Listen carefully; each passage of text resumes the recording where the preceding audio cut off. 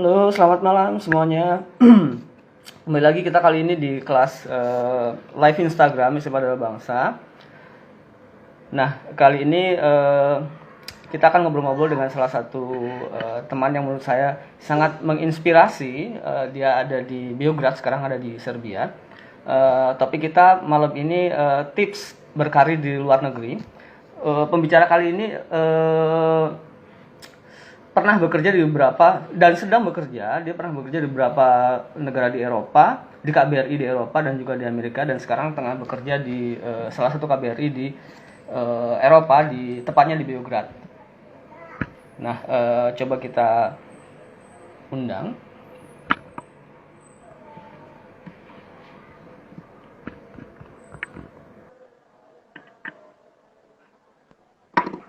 Nah, oke, ini dia.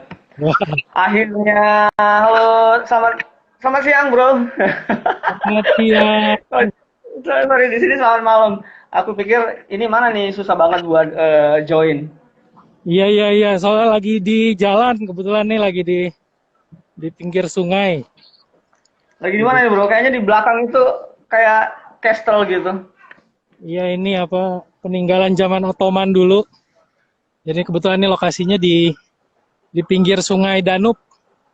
Sungai Danub itu mulai dari ujungnya Ukraina itu sampai ke Jerman. Oh, oke.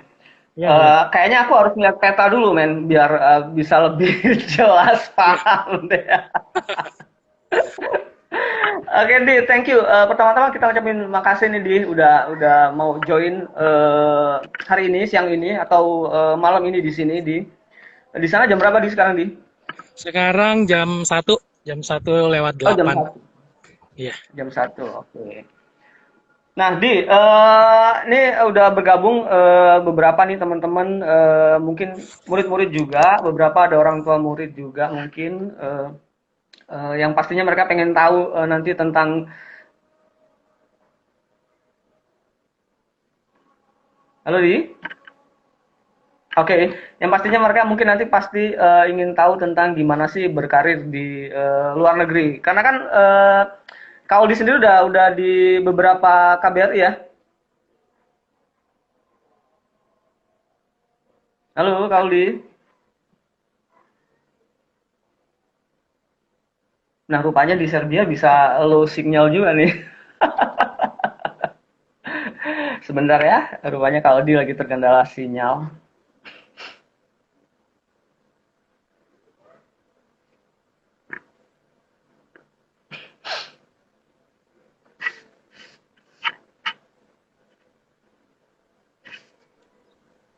Ya. Halo, Di. Oh, Gimana sinyalnya? Agak masalah. sorry, sorry. Kirain kirain di Eropa sinyalnya semuanya kenceng semuanya, men. Enggak. Ya, iya, ada daerah yang memang mungkin nggak ada jangkauan. Soalnya ini di perbatasan ke ujung sebelah sana, sebentar. Nah, itu ada kapal itu nyebrang nanti ke Rumania itu di sana. Jadi mungkin agak agak Oke, oke. roaming gitulah. Oke. Oke, oke. Ya, mudah-mudahan nggak roaming terus-terusan nanti ya. Didi, oke, kita langsung mulai aja deh, Di, ya. Eh, Di kan udah di beberapa KBRI dia. Pertama dulu sempet di Rusia dia. Ya, dulu di Rusia. Ah, mungkin mungkin bisa cerita ke teman-teman di sini dulu di Rusia berapa lama, terus di bagian apa dulu di Rusia, terus setelah di Rusia kemana lagi dan sampai sekarang akhirnya di Serbia. Iya, jadi dulu itu tahun-tahun 2011-an ya. Jadi ada kebetulan untuk seleksi ngajar. Kebetulan Hmm. ngajar karena Oh, pernah memang jadi guru juga kan ya? iya sempat jadi pengajar ya. Jadi awalnya dulu kan karena memang bidangnya adalah multimedia. Multimedia Hmm. tapi di situ ya multimedia karena kan multimedia itu pasti gabungan antara IT kemudian seni gitu. Nah, di sana kebetulan ada request untuk ngajar dua bidang itu gitu. Sama termasuk musik juga. Udah akhirnya seleksi Hmm. masuk ngajar di Rusia gitu awalnya. ngajar di Rusia. Terus mulai dari seleksi itu ya kebetulan ya saat itu seleksi dari sekitar ada 100 dengan profesi yang sama, ya kepilihnya hanya satu gitu. Gitu. Jadi alhamdulillahnya dapatnya di situ. Mulai berangkat ke Rusia sebagai pengajar IT dan seni. Karena memang lingkungan sekolahnya adalah di lingkungan KBRI juga gitu. Jadi banyak bergaul juga dengan lingkungan KBRI, pekerjaan juga banyak. Nah, mulai dari situlah awal tahu-taunya bisa masuk ke lingkungan KBRI gitu. Jadi kegiatan KBRI kita partisipasi, terus mulai dari situ akhirnya sempat bekerja di KBRI dan saat itu memang ada juga tawaran untuk pindah lagi ke KBRI yang lain gitu. Tapi sudah bukan ngajar lagi gitu. Nah, sudah masuk di lingkungan KBRI kebetulan sebagai sekretaris duta besar gitu, dan lokasinya juga dari yang tadinya Eropa langsung ke lokasi Amerika, yang nggak pernah Amerika ya? Ya mungkin Amerika, tapi ini Amerikanya Amerika Latin gitu, jadi yang dari ujung ke ujung gitu. Ya udah jadinya ya sempat ya karena ini pengalaman pertama untuk nginjek Amerika Latin, jadinya ya oke lah gitu. Kita ambil tawaran itu gitu. Nah, berapa tahun lu di Peru ya? Ya di Peru, di KBRI 5 dulu sempat 4 tahun setengah gitu lah ya. 4 tahun setengah ya. Di sana. Karena dari Moskow langsung pindah gitu. Jadi langsung berangkat dari sana langsung. Terus dari situ 4,5 tahun. Selesai dari sana. Karena masa tugas duta besar juga selesai. Akhirnya pindah ke sini. Gitu. Kebetulan lokasinya di Bengkulu. Sempat balik ke Indonesia dulu dia, karena kita sempat main gitar bareng soalnya kan. Iya. Jadi. Tapi kita nggak sempat main bareng ya, nggak sempat ngeband bareng ya. Jadi menarik di kan, dulu kan di Rusia kan ngajar tuh ya di sekolah KBRI kan. Sempat ngajar musik, seni, tapi ngurusin multimedia juga ya. Iya. Dulu kuliah kan jurusannya seni rupa tapi ya. Jurusannya seni, ya, seni rupa.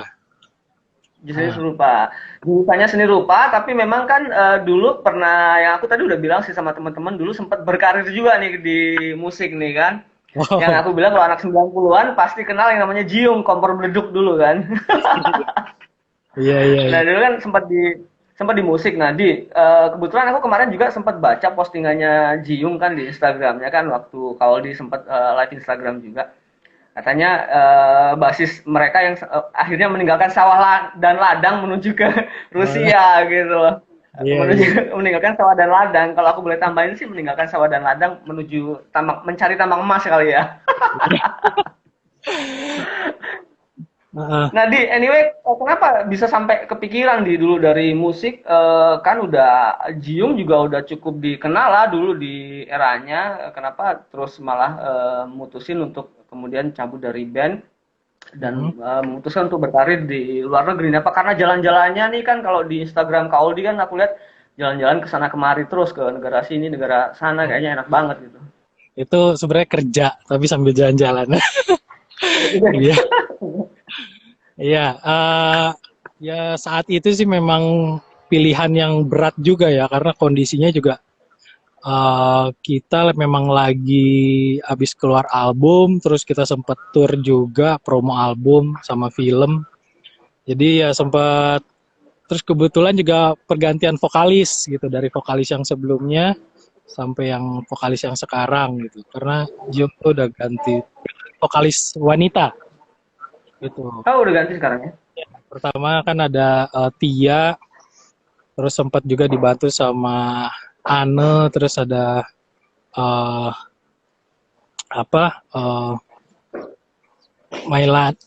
Melanie, terus yang terakhir adalah yang sampai sekarang masih Zizi Sahab.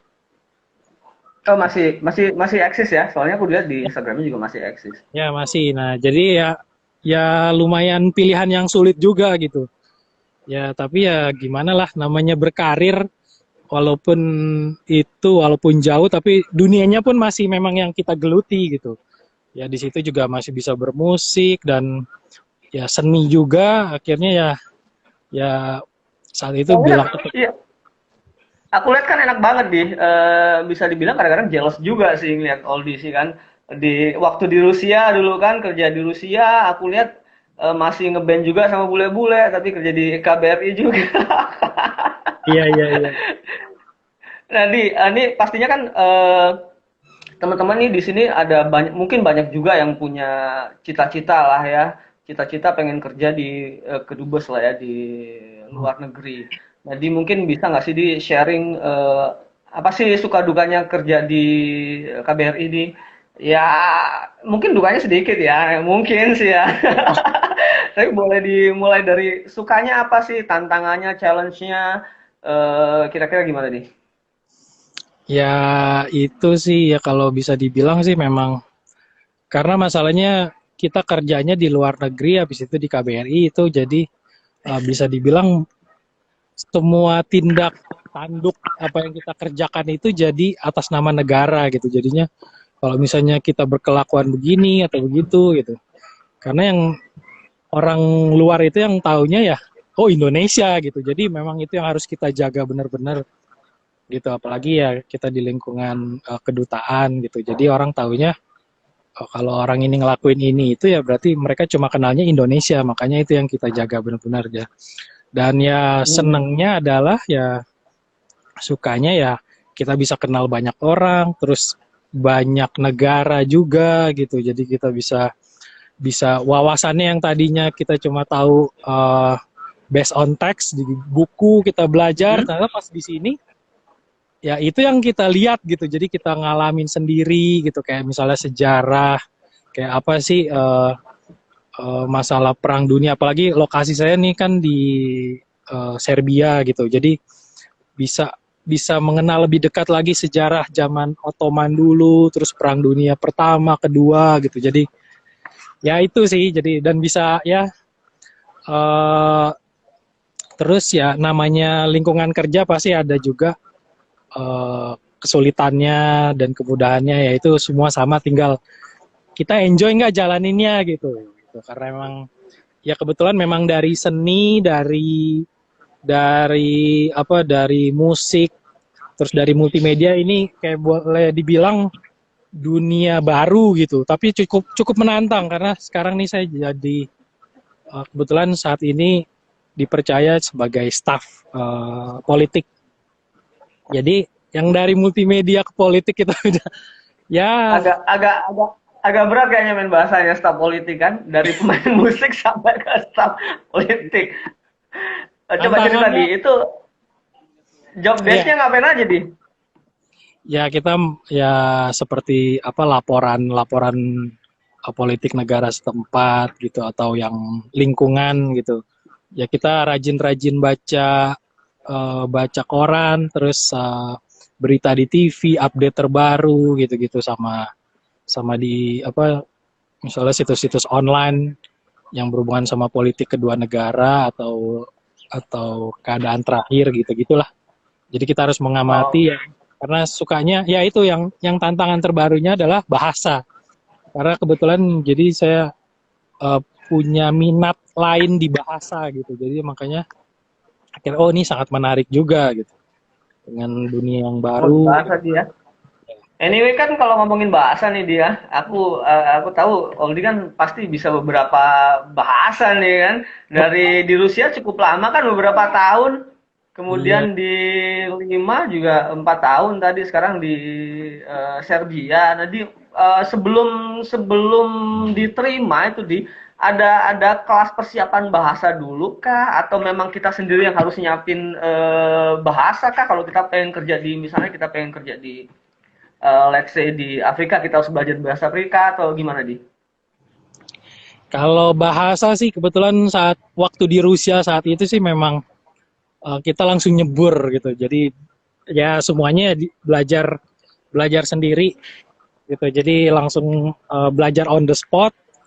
Terus tiba-tiba yang tadinya huruf Latin langsung jadi Sirilik gitu. Jadi ya mau nggak mau harus bertahan. Terus ya di sana kita emang kursus gitu. Jadi sambil kerja, sambil kursus, sambil praktek gitu dari coba bahasa-bahasa sehari-hari.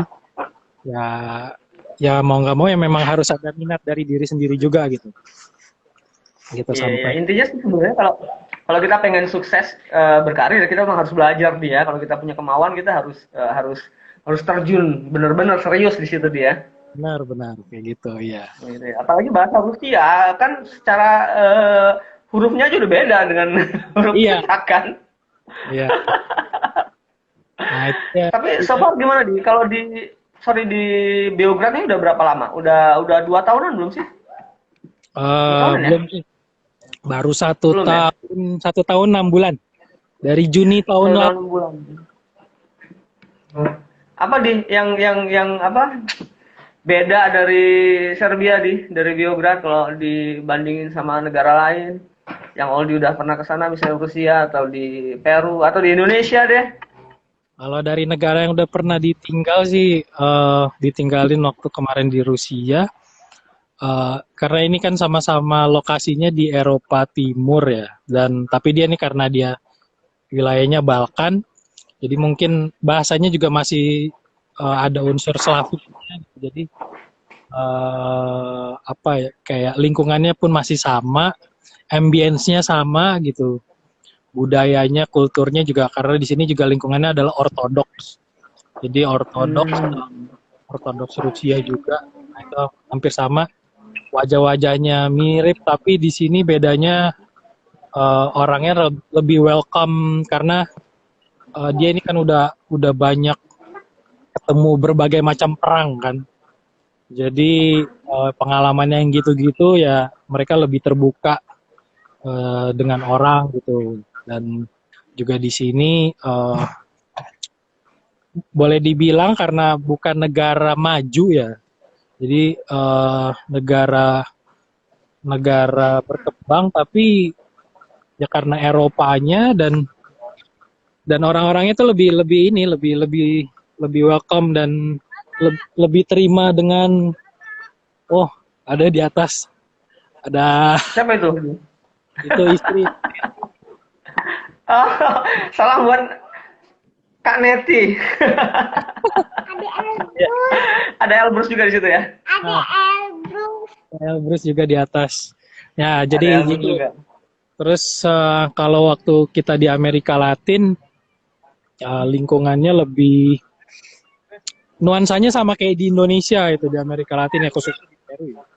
Sama kulitnya Hmm. sama tingginya hampir sama kayak warung-warung kelontong pinggir jalan pun masih ada cuma bedanya bahasanya Spanyol aja gitu. Oh, di sini bahasanya Spanyol di. Kalau di sini bahasanya Serbia. Di sini Oh, bahasanya Serbia. Serbia. Salam dari Mr. Michael untuk Miss Neti katanya ada di Oh chat. iya, salam balik Mr. ke orang Michael join. kita lagi di. Mr. Michael pengen ke sana katanya kapan-kapan di. Oh iya silakan. Ini tanpa visa kok. Bisa langsung Tuh, datang. nama bisa Mr. Iya.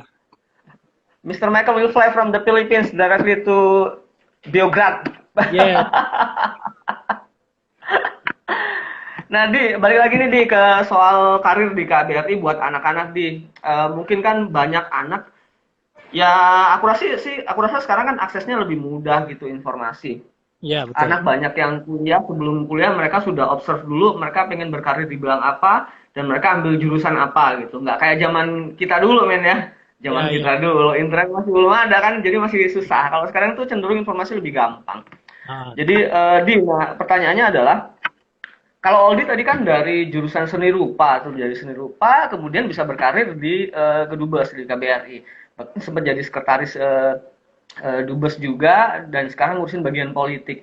Dari jurusan seni rupa sekarang ngurusin jurusan politik kan bagian politik. Nah, di pertanyaanku sih sebenarnya kalau kita pengen berkarir di KBRI itu jurusan apa aja sih yang kira-kira dibutuhin yang harus kita ambil ketika kita nanti kuliah supaya kita bisa kerja di KBRI? Misalnya kita pengen punya mimpi nih, aku pengen kerja di KBRI nih. Jadi aku kalau kuliah ambil jurusan apa? Apakah harus hubungan internasional kah? Atau gimana, Di? Ya, di KBRI sendiri kan itu ada dua jalur ya untuk bisa bekerja di sana. Yang pertama itu ada yang namanya sebagai apa diplomat gitu. Mm-mm. Nah, diplomat itu adalah mereka adalah eh, PNS gitu. Jadi memang tesnya harus dari PNS dari Kementerian Luar Negeri gitu. Atau juga nanti statusnya adalah PNS dan untuk yang ada lagi juga yang disebutnya local staff. Jadi untuk staff lokal yang nanti akan juga tinggal di sana dan bekerja di sana, membantu tugasnya diplomat dan juga ya sesuai dengan visi misi perwakilan gitu KBRI. Nah itu dua jalur. Jadi bagi yang khususnya kalau misalnya untuk yang lingkungannya seperti diplomat atau uh, ada juga yang status PNS yang sebagai misalnya bendahara KBRI. Nah itu kalau jurusannya untuk yang PNS Kementerian Luar Negeri itu jurusannya bisa jurusan hubungan internasional, hubungan misalnya ilmu sosial politik, juga bisa sastra. Nah sastra juga banyak. Sastra apapun itu bisa masuk di sana gitu sebagai diplomat gitu. Kalau hubungan internasional udah pasti, terus jurusan ekonomi juga dibutuhkan karena di KBRI kan kita ada berbagai macam fungsi. Ada fungsi politik, ada fungsi ekonomi, ada fungsi protokol dan konsuler, ada juga bendahara. Bendahara itu bisa jurusannya akuntansi atau ekonomi gitu atau IT juga bisa gitu. Nah, kalau misalnya itu tapi tesnya yang mengikuti PNS gitu, Kementerian Luar Negeri. Nah, untuk yang local staff ada untuk lowongannya itu kebetulan saat ini dibukanya adalah setahun 2 kali. Itu setiap tahun ada gitu. Setiap tahun ada untuk jurusannya seperti yang tadi yang saya sebutkan juga dan juga bisa ditambahin dengan yang misalnya seni karena di luar negeri kita juga butuh budaya untuk promosi budaya dan seni Indonesia gitu. Seni juga bisa dan jurusan apapun juga bisa kalau untuk sebagai local staff. Dan dia dibuka setahun 2 kali gitu. Setahun 2 kali biasanya di awal tahun sama di pertengahan tahun gitu seleksinya. Itu. Dan ya dari semua jurusan itu ya tapi balik lagi ke yang saya bilang ya. Contohnya kayak saya jurusannya seni tapi tahu-tahu kok ke bagian fungsi politik sebagai local staff di sana. Ya intinya adalah ya sebagai mungkin kalau misalnya ngelihat di status saya itu di profile Instagram itu adalah moto saya yang saya sampai saat ini saya pegang. Jadi boleh dibilang knowledge is your power, tapi learning is your superpower. Nah, jadi kuncinya belajar, gitu. Walaupun kita bisa tahu, Belajar dan memang iya, dan sepertinya kemampuan berkomunikasi, kemampuan bergaul itu juga akan ngebantu dia. itu juga salah satu penunjang penting, gitu. Bagi Aldi kan di seni kan mungkin lebih gampang juga masuknya. Iya, ya bisa lebih fleksibel, dinamis. Jadi ternyata kan sebenarnya ada banyak jurusan yang bisa diambil dia kalau kita pengen berkarir di luar negeri ya, nggak harus melulu jurusan hubungan internasional dan juga politik. Bahkan Ya, dari seni, dari bahasa pun bisa masuk. Nah, bahkan di KBRI juga kan sebenarnya ada sekolah KBRI dia. Di sekolah ada. KBRI itu kan bahkan untuk keguruan juga bisa masuk gitu. Iya, betul, betul. Iya itu salah satunya saya lupa tadi. Guru juga bisa. Karena kita kan ada sekolah Indonesia itu saat ini sih yang di Eropa hanya ada di Belanda, di Den Haag. Terus satu lagi sisanya ada di Asia. Sama di Jepang pun ada. Terus di Asia tuh khususnya di Asia Tenggara banyak. di Malaysia pun ada 4 atau 3 gitu. Terus di Filipina, di Bangkok ada, terus di eh ya di Asia rata-rata. Kalau untuk yang Eropa hanya di Belanda. Karena sebelumnya itu Belanda. sempat ada di sini di Beograd, ada sekolah Indonesia Beograd, ada sekolah Indonesia Moskow gitu. Tapi saat ini sudah tidak aktif lagi. Jadi hanya Pas sekolah Indonesia Moskow udah nggak aktif lagi dia? udah enggak karena mereka lebih fokusnya jadi ke pembelajaran jarak jauh. Jadi yang berpusatnya di Belanda. Iya. Kalau di Jepang tahun lalu kita juga ke sekolah Indonesia di Jepang. Oh iya, di Jepang Tahun ada lalu juga. sempat visit ke sana kita tahun lalu nih. Tadi ngomongin soft skill lagi nih tadi yang Aldi bilang tadi kan learning lah intinya mau belajar lah. Iya. Knowledge is your power, but apa tadi?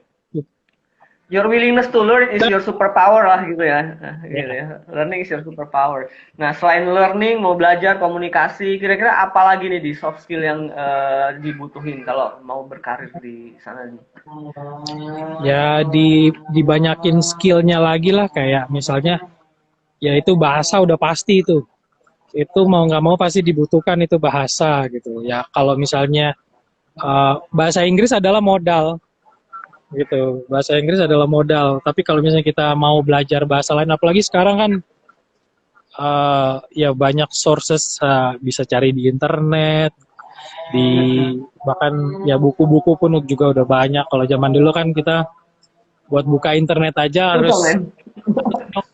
nyok Ke warnet ya. iya tunggu sampai dia Zaman dulu telepon. iya tunggu sampai dia bunyi tandanya connect kita itu belajar. Nah itu terus kemudian ya kemampuan keahlian lain nah, apalagi nanti buat di luar negeri pasti yang namanya seni budaya Indonesia juga itu diperlukan gitu itu lebih gampang masuknya gitu ke orang ke orang warga negara setempat gitu. Iya, iya. Intinya kalau kita banyak multi talent lah ya, kemudian kita selain ilmu yang kita pelajari di jurusan yang kita pelajari, tapi kita punya hal-hal lain ya, plus poin lain yang kita punya bisa di bidang seni, bisa di bidang budaya dia, Iya itu betul. bakal lebih berguna dia. Nah, nih ini kayaknya direct questions juga nih, Kalau ada anak-anak di sini nih, kalau ada teman-teman yang pengen berkarir di luar negeri nih ya, pengen berkarir di kedutaan besar, menurut Aldi itu keputusan yang tepatkah? Semenjanjikan apakah? Atau you have to think twice kalau pengen memutuskan untuk berkarir di luar negeri? Menurut Aldi gimana nih? Waduh, itu ya balik lagi ke orangnya masing-masing ya karena kadang-kadang mereka mungkin hanya melihat oh di luar negerinya terus wah seneng jalan-jalannya gitu jadi karena kadang-kadang juga ada orang yang ketika udah sampai di sini tapi dia nangis terus karena homesick gitu terus ada juga yang itu karena kadang walaupun hal kayak gitu tapi bisa jadi hambatan juga gitu terus karena kan jauh juga dari negara tempat kita tinggal kan sebelumnya gitu nah kadang oh ya satu lagi untuk lokasi penempatannya pun kita nggak bisa milih gitu. Jadi ya kalau misalnya kalian udah siap dan lulus tes itu Mana ya aja ya? siap ditempatkan di mana aja bahkan negara konflik Bener ya? gitu. Iya, iya, iya. Soalnya kayaknya kemarin Aldi kan sempat kepengen kalau nggak salah ke Barcelona ya? Ya Spanyol ya? Madrid Madrid Madrid karena ya, Madrid ya. Aduh, ke Santiago Bernabeu terus dong. oh iya Aduh. gitu. Tapi akhirnya dapatnya di Serbia dia. Ya alhamdulillah dapatnya Serbia karena di sini juga ada. Ya nggak tahu lah karena ya mungkin pengusaha di sini juga kita jadi belajarnya itu adalah belajar penyesuaian aja kalau untuk bahasa kan asal kita udah mengerti dan udah belajar salah satu bahasa Eropa untuk penyesuaian ke bahasa Eropa lainnya udah mudah gitu. Itu lebih mudah. Udah lebih mudah. Ini juga ada Cyrillic belajar di Rusia dulu jadi ketika di Serbia ada Cyrillic udah nggak asing lagi. Terus untuk kayak struktur kata bahasa itu kan udah ya hampir sama dengan Serbia, Belanda atau Spanyol gitu. Nah, tadi kan kalau dibilang kan tadi kalau ketika kita memutuskan untuk berkarir di KBRI, maka kita nggak bisa memilih nih di mana aja KBRI-nya bakal kita ditempatin gitu. Jadi kita harus ready. Artinya kalau kita memutuskan untuk ingin berkarir di KBRI, kita harus yang pertama kita siapin juga mental tentunya dia. Iya, betul. Mental ya. Tapi kita bisa tahu dong di awal-awal negara mana yang butuh gitu. Ada pilihan nggak sih di negara mana aja gitu atau semuanya masih rahasia gitu kita bakal tempatin di mana? Ada pilihan, ada pilihannya di negara ini, tapi kalau dan juga bisa tergantung dengan kemampuan bahasa gitu. Ada kemungkinan gitu, tapi bisa juga ya tiba-tiba dikasihnya negara lain ya. Jadi kita Oh, yang ada tes namanya bahasanya juga dia. ada tes bahasanya. Kalau misalnya contoh yang dia mungkin pernah belajar, mungkin waktu dia ada sekolah, habis SMA lulus, dia pernah di pesantren, dia belajar bahasa Arab, mungkin jadinya bisa di negara Arab. Di Arab. Atau ya, dia tadinya sempat kursus bahasa Spanyol atau bahasa India mungkin, atau bahasa Prancis, kan banyak tuh Jerman ya. Kemungkinan bisa di daerah-daerah itu, kemungkinan juga enggak. Ya, intinya sih Oh, harus oke, intinya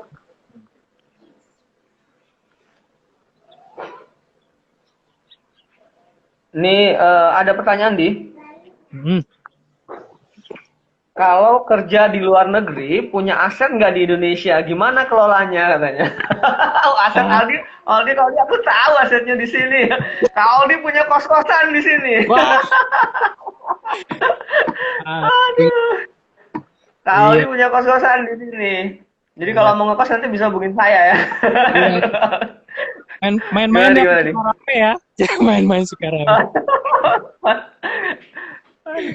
Iya, ya itu ya keluarga sih, balik lagi ke yang ngelola keluarga di sana gitu. Karena kan kita juga nggak bisa pure juga lepas dari ya walaupun kita jauh tetap kan jati dirinya tetap Indonesia gitu. Jadi Benar, ya benar, benar. iya karena yang anak yang ini yang paling yang perempuan kan juga lahirnya di Bandar Lampung. Jadi ya masih ya semuanya walaupun kita kerja lama di sini juga paspornya masih Indonesia. Hatinya masih Indonesia dong ya. Masih masih mikirnya masih empe-empe dan gorengan pakai cuko kan. Iya. Aduh. Ngomongin pempek nih jadi kangen pempek itu kan. Iya. Palembang yang biasa kamu kirim itu kan. Lampung Jakarta ya. Lampung Jakarta lancar. Tadi ada syarat-syarat lain nggak nih di selain bahasa tadi yang harus disiapin nih teman-teman kalau mau berkarir di sana di selain mental, bahasa, ada lagi nggak nih? Hmm, ya itu aja sih sama banyak-banyak belajar aja sih karena nanti juga pasti kan ada tes-tesnya itu kan kita juga peka dengan lingkungan terus juga peka dengan apa yang lagi happening di dunia internasional itu aja sih jadi Mm-mm. ya ya sama sama ngejalaninnya juga nggak karena terpaksa gitu karena itu ya enjoy aja gitu. Nanti kerjaan juga pasti asik gitu tapi yang paling Jadi penting itu bahasa ya mereka harus siapin ya. Jadi kalau mereka belajar bahasa dari sekarang itu jadi plus point juga ya. ya itu bisa jadi ya apa ya nilai plus salah satunya itu. Kapan rencana pulang ke Indonesia di? Oh, belum tahu. Masih masih ini kan juga masih di sini juga lagi tinggi-tingginya nih. Karena kalau di Serbia sendiri kan kita khususnya di wilayah Balkan itu disebutnya gelombang ketiga. Jadi udah bukan Oh, gelombang COVID dia. ya COVID. Udah di sini Oh, gelombang gimana di sana ketiga. situasinya? Di sini sih karena memang populasinya nggak banyak, hanya sekitar 8 juta ya, kurang Hmm. lebih 8 juta. Jadi di sini kalau per harinya sekitar 2.000, tapi 2.000 itu juga udah dibilang tinggi itu untuk wilayah Eropa gitu. Makanya mereka eh, ya lagi apa ya, walaupun mereka nggak nutup border, tapi masih ya perlu ada karantina, PCR dan lain-lain gitu. Oh, oke. Tapi nggak lockdown ya? Nggak lockdown.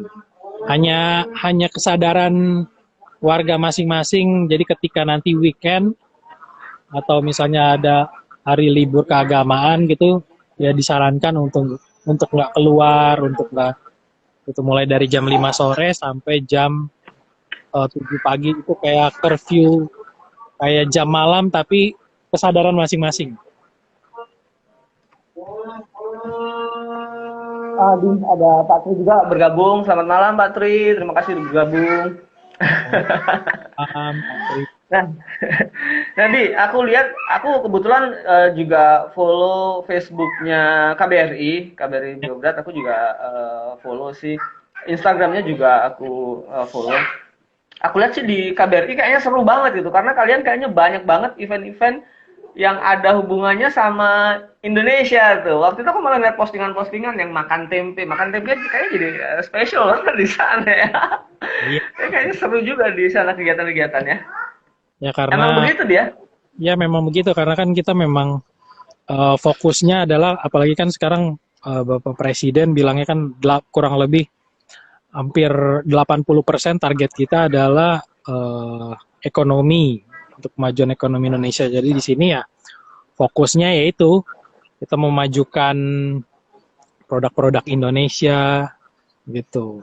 Semua produk-produk ya itu yang kita promosikan gitu. Selain juga budaya ya dan seni gitu. Ya tempe tempe itu jangan salah, itu termasuk superfood itu. Jadi karena itu juga vegetarian,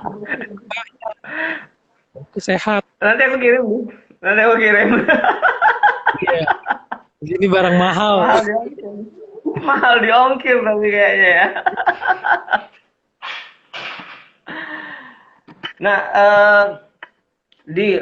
ngomongin lagi soal kerjaan di KBRI di. Nah, kalau kita kerja di sana, kalau Kauli kan sudah mulai bekerja dari waktu masih bujang tuh di sana. Hmm. Waktu sebelum berkeluarga lah ya, sebelum keluarga sudah ada di sana sampai sekarang berkeluarga. Nah, kalau kita kerja di sana nih dia, ketika kita sudah berkeluarga, kita dikasih fasilitas nggak sih di? Di Fasilitas sini untuk keluarga kita gitu loh. Seperti misalnya tiketingnya, penginapan dan sebagainya itu gimana di? tergantung ininya ya. Kalau misalnya tergantung lokasi negaranya. Tapi kalau untuk tiket, eh, untuk yang staff sih enggak. Untuk yang PNS, karena memang itu kan dari apa? Dari Kementerian Luar Negeri ya, mereka ada ini pengaturan Ada khusus. fasilitasnya? Ya. Oh, oke. Jadi kalau yang apa tadi yang ada PNS sama local staff gitu. Kalau local staff itu sistemnya kontrak dia. Ya, itu kontrak mereka per 2 tahun, tapi bisa Mhm. diperpanjang terus gitu. Tergantung negaranya juga masing-masing. Oh, oke. Jadi 2 tahun kontrak diperbaharui gitu ya, perpanjang terus ya. Ya, iya, betul. Panjang sampai selama-lamanya lah kalau kalau apa kalau kerjaan kita bagus ya, kalau performance kita bagus ya. Ya, iya. Ada planning mau kemana lagi di setelah dari Serbia ini di? Setelah sempat ke Rusia, kemudian ke Lima, ini udah di Serbia. Ada planning kemana lagi nih yang belum belum belum sampean? Atau sudah akan menetap di situ di? Ya, kayaknya di sini nyaman. Di sini nyaman juga, Sudah jauh. biayanya juga nggak terlalu mahal di sini. Bahkan lebih mahal Jakarta daripada di sini, Oh ya? kalau boleh dibilang ya. Dan dia juga lokasinya juga enak. Makanya lebih enak juga tinggal di negara yang nggak begitu mahal, jalan-jalannya baru. Di sini kan semuanya terhubungnya dengan jalur darat. Jadi mau kemana pun tinggal bawa mobil. Ini aja kayak di belakang saya nih, nyebrang itu udah Rumania. Nyebrang udah Rumania ya. Iya. Tadi itu apa di Castle ya? Ya, ini castle yang kebetulan ini di bawah sorry. Ini disupport dan di backup sama pemerintah Serbia dan Turki. Ini saya kasih tur sedikit deh jalan-jalan. Nah, asik tuh. Nah, ini namanya tuh Ram Castle. Nih, lihat. Nah, ini yang lokasi kita nih. Tuh, ini Rumania. Oh, Nah, ini Serbia. Gitu. Jadi kita ada di Sungai Danub sini. Sampai ke sini terus itu nanti tembus-tembus Jerman. Gitu. Ya. asik ya, Di? Ya. Di Nggak sini. kangen ke Lembah Hijau tadi? Hah? Oh, Lembah Hijau. Kangen lah pasti. Kangen nyeruit juga ini. Aduh. Aduh. Ya kapan Kangen. nanti kalau pulang nanti Ya, kangen. kita main ke Lembah Hijau ya? Kangen orang di ini di Managung. Oh, di mana aku? Oh, iya. Kayaknya kalau di ini kayak setahun dia di Lampung ya? Setahun di Lampung. Setahun di Lampung.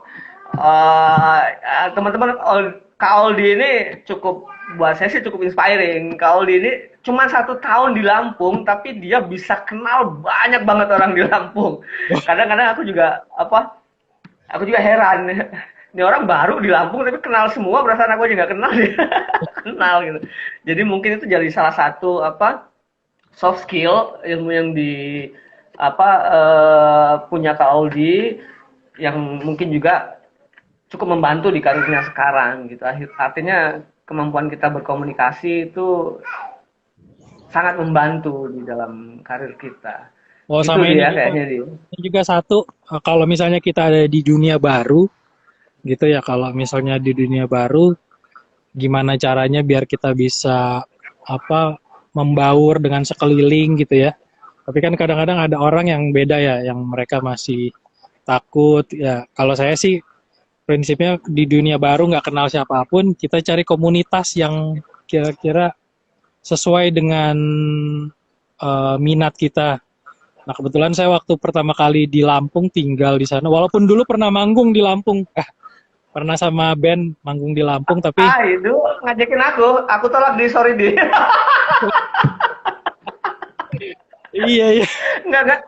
Bukan, Lagi bukan nolak karena aku punya yang lebih bagus di. Soalnya takut Iya. nggak ngimbang akunya di.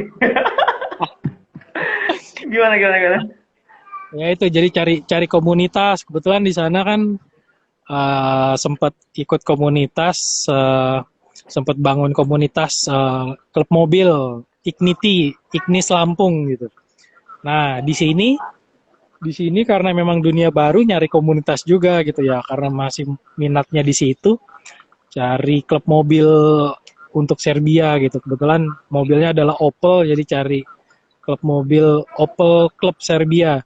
Jadi bisa kenal orang-orang di sini tanpa perlu kita juga maksudnya ya, selain kita juga dengan lingkungan WNI di sini, KBRI, tapi kan kita juga butuh membaur dengan lingkungan sekeliling, sama untuk mengembangkan kemampuan bahasa gitu. Jadi cari aja minat yang sejalan, misalnya yang suka desain, cari komunitas desain di sini, atau yang suka matematik, bahkan mungkin bisa cari komunitas yang dengan minat yang sama gitu apapun gitu.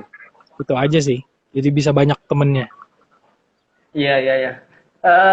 Di ini ada pertanyaan dari Pak Tri di kompetensi apa yang dibutuhkan untuk bisa berkarir di luar selain penguasaan bahasa?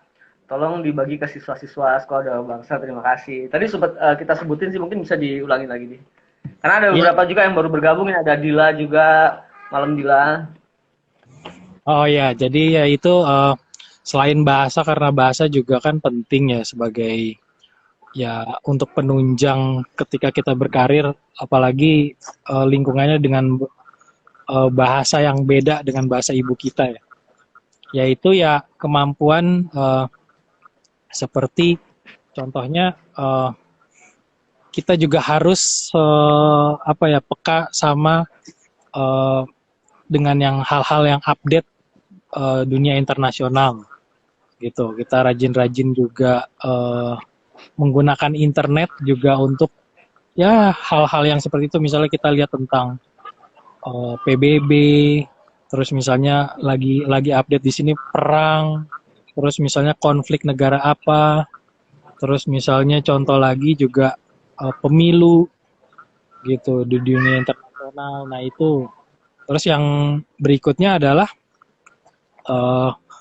kompetensi ya dalam bidang ya kemampuan akademik gitu. Misalnya contoh yang kalau kita belajar sendiri tentang kemampuan kita mengolah data, misalnya kita juga kan kita belajar dengan komputer dan lain-lain.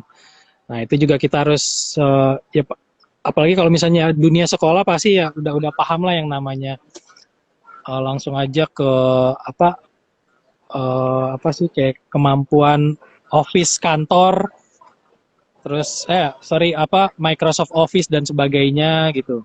Nah itu jadi kemampuan IT, kompetensinya juga itu. Terus juga jangan lupa kita juga harus senggangannya kita belajar tentang budaya Indonesia ya, karena kan kita orang Indonesia, ketika kita di luar ya pasti Kita akan harus promote ya. Kita ini kan adalah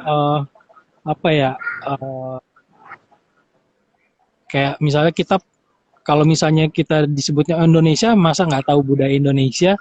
Ketika ditanya sama orang asing, jangan sampai mereka juga yang lebih tahu gitu. Jadi kita juga Benar-benar. Nah itu ya sebagai sarana untuk kita juga berkenalan, kita mengenalkan gitu. Jadi kayak gitu. Sama ya kemampuan. Nah, ini kan kayaknya kalau kita cerita dari awal yang aku tahu juga kayaknya kan mulus-mulus aja nih jalannya Aldi di KBRI kan, dari berhenti dari band kemudian kerja di Rusia, selesai Rusia enak banget langsung lari ke Peru kan, selesai dari Peru balik lagi 1 tahun kemudian pergi lagi ke Serbia, waktu say goodbye itu di rumah aku juga sempat ngebatin juga enak banget anak ini gitu kan, mulus banget jalannya gitu. Nah ini ada pertanyaan bagus juga nih dari Pak Tridi. Udah pernah ditolak belum apa alasannya, dan kalau pernah apa yang dilakuin sama Aldi ketika itu? Ditolak pernah. Ya itu makanya kenapa jadinya setahun di sana, sempat stay di Bandar Lampung, harusnya itu cuma 6 bulan gitu.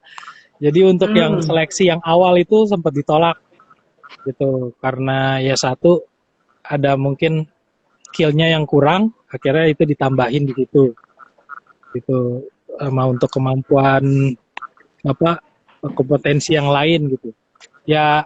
Mungkin kalau kita berbicara dari pengalaman aja, karena pengalaman udah ada 2 KBRI sebelumnya ya itu juga kita juga saya bilang jangan sampai kita juga berhenti belajar gitu ya. Mungkin ya dengan dikasihnya 1 tahun untuk berangkat, berarti itu dikasih kesempatan untuk kita belajar lagi. Ya benar, di sini akhirnya juga kepake itu apa yang harus kita pelajari lagi. Makanya jadi ya alhamdulillah sih cuma ditolaknya selama 6 bulan, habis itu udah bisa berangkat lagi. Dapat lagi ya. Artinya sih sebenarnya sih kalau untuk teman-teman untuk mereka yang sudah berpengalaman saja masih ada kemungkinan ditolak ya. Artinya kita harus selalu upgrade kemampuan kita baik itu di kemampuan akademis maupun soft skill karena kita ya. Apapun itu cepat.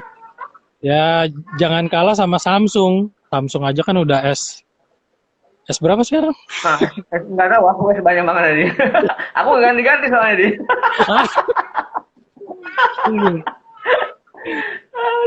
Iya, jadi kita harus upgrade terus gitu. Iya. Anyway, di sana musimnya apa aja di Serbia? Ya di sini ya lingkungan Eropa rata-rata 4 musim. Kebetulan nih sekarang lagi di fall. Jadi di sini lagi gugur. Terus ya mulai kadang setiap hari beda-beda cuacanya, ada dingin banget, ada hujan gitu ya. Ini sekarang nih karena lagi di depan matahari aja, jadi agak hangat. Tapi Oh, kalau berlindung di balik kastel ini ya kedinginan. Gitu. jadi emang jadi satu tantangan juga sih sebenarnya musim ya, di cuaca ya, karena kan beda Ya dengan cuaca tuh, di negara karena kita ada ya. juga orang yang kalau kedinginan dia langsung giduan. Bahasa apa itu giduan? Iya, alergi, alergi nih, alergi nih. Iya itu alergi. Kayaknya nggak usah ngomongin alergi deh, di.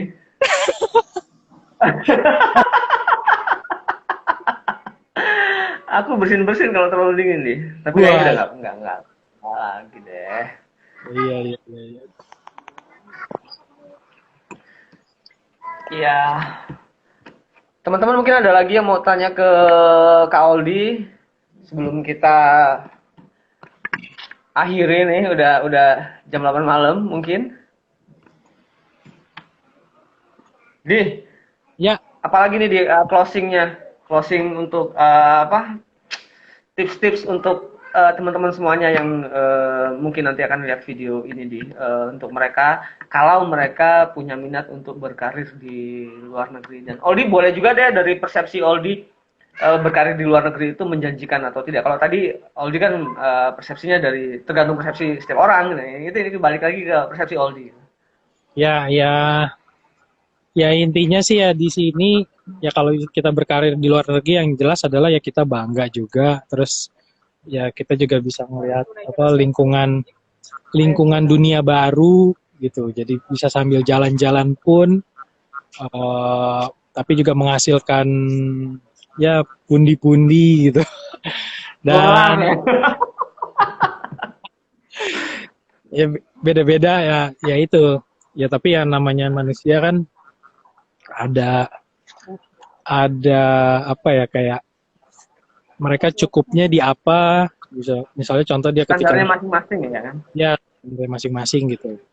Ya yang jelas ya dengan lingkungan yang berbeda ya, ya keuntungan kita adalah wawasan kita tuh jadinya terbuka luas gitu. Belajarnya juga langsung dari sumber apa sumber yang tadinya itu cuma kita baca doang, tapi ternyata ya di situ yang kita langsung praktek.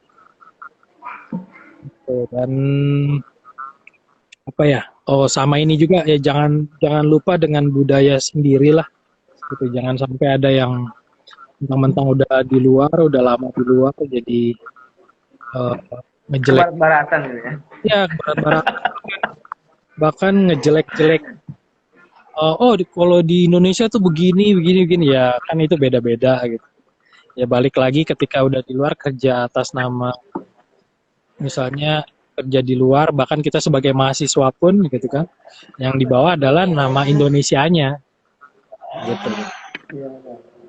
Tapi bahkan dulu Aldi bermusik pun mengangkat musik Betawi ya, lagu-lagu Betawi ya. Oh ya waktu di Walaupun Indonesia, walaupun genrenya tetap pop lah ya, tapi tetap bernuansa Betawi ya. iya iya iya. Ya, Di. Oke, Di. Thank you banget, Di. Udah sharing ke kita semuanya di sini. Iya, sama-sama. Salam Ya, salam buat ah, ya gimana dan gimana?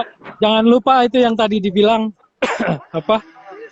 uh, Pengetahuan itu adalah power gitu. Knowledge is your power, but learning is your superpower. Jadi ya harus tetap belajar terus ya walaupun udah yang nggak ada ininya lah. Di sini kita belajar apapun. Di, sorry, Di. Kita mau Ya, tutup tapi ada yang tanya lagi nih, Di. Kita jawab dulu, Di. gimana gimana?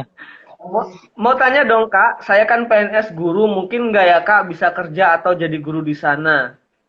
Oh iya, bisa Katanya. bisa bisa. Kan itu seperti yang saya bilang, kalau di misalnya mau ngajarnya tetap di sekolah Indonesia itu ada namanya Sekolah Indonesia Luar Negeri. Nah itu nanti bisa lihat aja pengumumannya, biasanya itu dipublish di websitenya Kementerian Kebudayaan. Itu nanti ada dibutuhkan yang tadinya PNS biasanya ada persyaratan khusus, contohnya izin dari atasan, terus kemudian nanti mereka harus menyiapkan SK-SK-nya itu, dan biasanya juga nanti tugas mengajarnya mereka sekitar paling maksimal 5 tahun ya kalau nggak salah. 5 tahun di sini gitu. Mereka tugas belajarnya tugas ngajarnya di sini 5 tahun. Setelah itu harus pulang ke Indonesia. Tapi ada juga bagi pengajar yang honorer bisa juga ngajar di sini ya. Mereka juga bisa, ada yang bisa ngajar selama-lamanya, ada juga yang cuma kontraknya tahunan gitu. Misalnya 2 tahun atau per 4 tahun. Bisa walaupun SMS, walaupun PNS. Intinya ambil dulu kesempatannya dia, beranikan dulu, ambil dulu kesempatannya dan Iya, improve di sana ya. iya. Ya kalaupun nggak ada kesempatan itu bisa juga ngajar di sekolah internasional yang bentuknya sebagai pertukaran antar guru kan, itu juga ada. Gitu. Ya Oh, rajin-rajin. ada dia. Ada. Gitu. Oh, oke. Berarti nanti kalau ada program itu lagi, Kak Odi bisa langsung japri ke saya ya. Jadi Oh dari iya, SDB bisa ke sana. bisa. Iya, gitu. Iya, iya, iya. Ya, Di, sekali lagi thank you dia. Salam buat Neti sama Elbros. Sehat-sehat di sana. Tunggu Sama-sama. kapan-kapan Odi balik ke Indonesia atau mungkin nanti suatu saat nanti kalau kita ada kemampuan dan ada kesempatan kita main ke sana dia. Oke. Terima Thank you, kasih man. juga. Thank you. Sama-sama. Thank you. Yo. Yo.